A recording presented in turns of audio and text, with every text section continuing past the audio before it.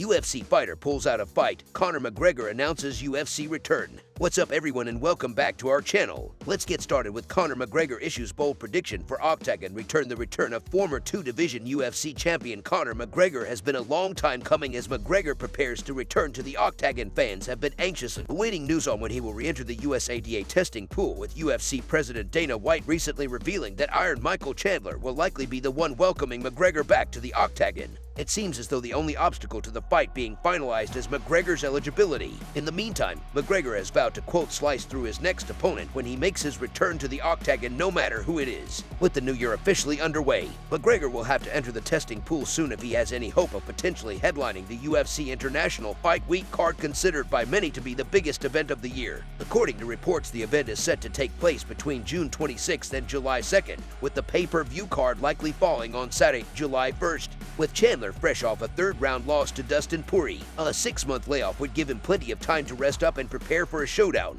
Considering how active Chandler has been throughout his run with the UFC, a break may time up pretty perfectly with McGregor's mandatory testing period after his last Poirier. Chandler revealed at the post-fight press conference that he wanted to fight with McGregor. If that is still the case, he'll likely be willing to wait for a crack at the former champion. What do you think about McGregor's prediction? Will Mystic Max come through with another bold prediction? Or will he suffer his third straight loss in a row when he returns? Give us your thoughts in the comment section below. Dustin and Sean O'Malley give two very different takes on Dana White altercation ever since footage surfaced of Dana White slapping his wife while the pair vacation in Cabo. The fight community has continued to quarrel regarding his actions. While many have condemned the UFC president for escalating the situation, others have defended him, claiming that he was simply defending himself as calls for White to face repercussions continue to surface. Former UFC interim lightweight champion Dustin has weighed in on the situation, saying, "Dude, I'm not sure, I have no clue.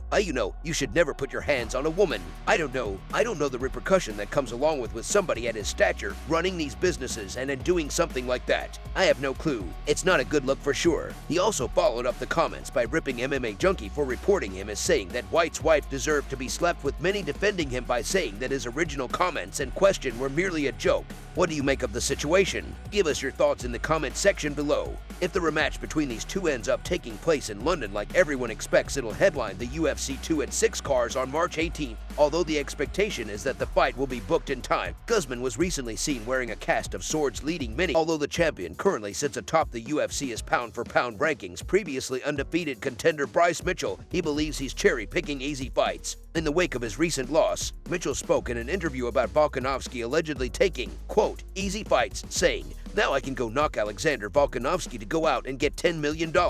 And I'm tired of him talking about there's no other contenders. He ain't fighting the toughest. That's what's up with him. He's getting easy fights. These contenders are taking each other out. That's what's going on. He's getting paid 100 times what I get paid. The fight is a 9 even as hard as some fighting."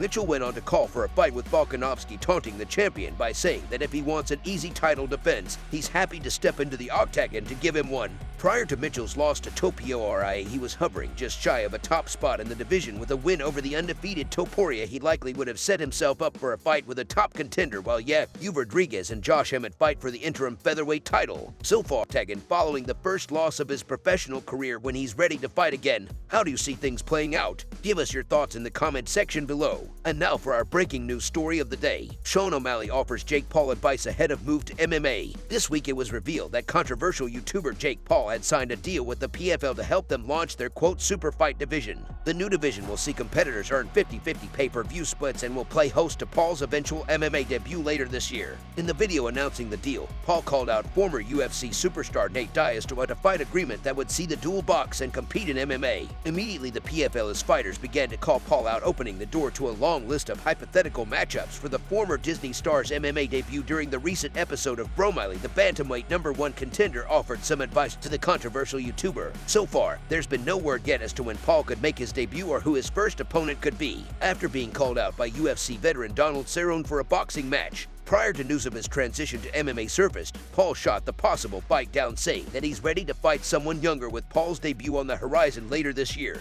Who do you want to see him match up against? Give us your thoughts in the comment section below. Today's video is packed with some juicy stories from the fight world. What are your thoughts about what's going on in MMA? Don't forget to smash the like button and subscribe to our channel to see more videos just like this. See you next time.